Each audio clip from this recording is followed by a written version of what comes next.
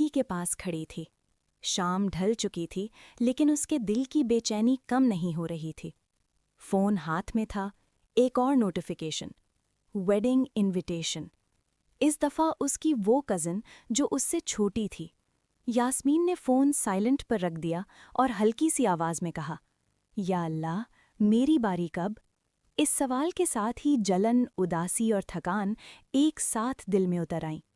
دھیرے دھیرے اس نے لوگوں سے ملنا کم کر دیا۔ شادی سے نفرت کی وجہ سے نہیں، بلکہ ان سوالوں کی وجہ سے جو ہر ملاقات پر پوچھے جاتے تھے۔ اب تک کوئی بات کیوں نہیں بنی؟ اتنی اچھی لڑکی ہو پھر بھی؟ ہفتے مہینوں میں بدلے اور یاسمین کا دل اور بھاری ہوتا گیا۔ اسے لگنے لگا شاید اس میں ہی کوئی کمی ہے۔ یہی سوچ اس کی سیلف رسپیکٹ کو دھیرے دھیرے کھا گئی۔ نماز میں دل نہیں لگتا، دعا میں یقین کم ہوتا گیا اور راتیں خاموشی سے رو کر گزرنے لگیں۔ ایک دن اس نے ہمت کی اور ایک اسلامک لائف گائیڈنس سیشن بک کر لیا۔ جب وہ وہاں پہنچیں، اس کی آنکھیں تھکان اور آنسوؤں سے بھری ہوئی تھیں۔ کاؤنسلر نے مسکراتے ہوئے کہا، السلام علیکم، یہاں تک آنا ہی سب سے بڑی طاقت ہے۔ کچھ لمحوں کی خاموشی کے بعد یاسمین ٹوٹ گئی۔ سب آگے بڑھ رہے ہیں اور میں وہیں کی وہیں ہوں۔ میں دعا کرتی ہوں، کوشش کرتی ہوں، پھر بھی کچھ بدلتا نہیں۔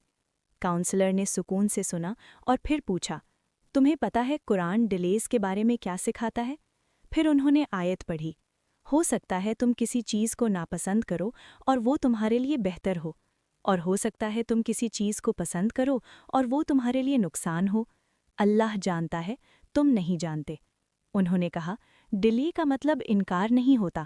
کبھی اللہ ہمیں کسی چیز سے بچا رہا ہوتا ہے، کبھی ہمیں تیار کر رہا ہوتا ہے اور کبھی ہمارے دل کو صاف کر رہا ہوتا ہے۔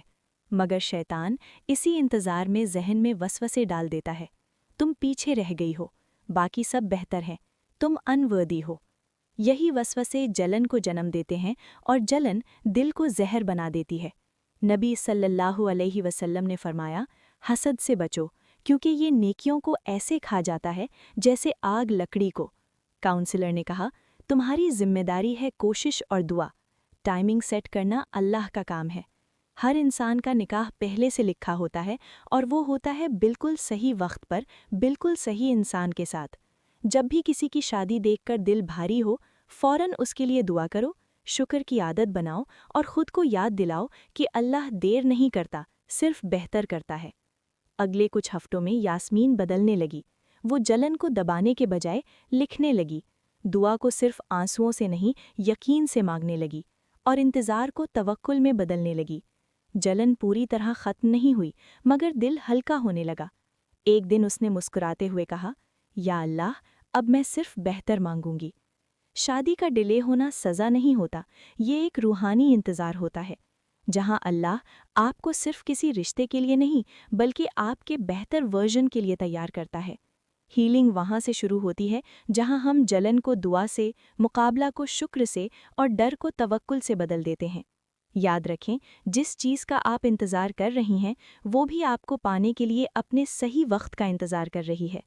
اگر آپ کو ویڈیو اچھی لگی تو لائک کریں اور کامنٹ کر کے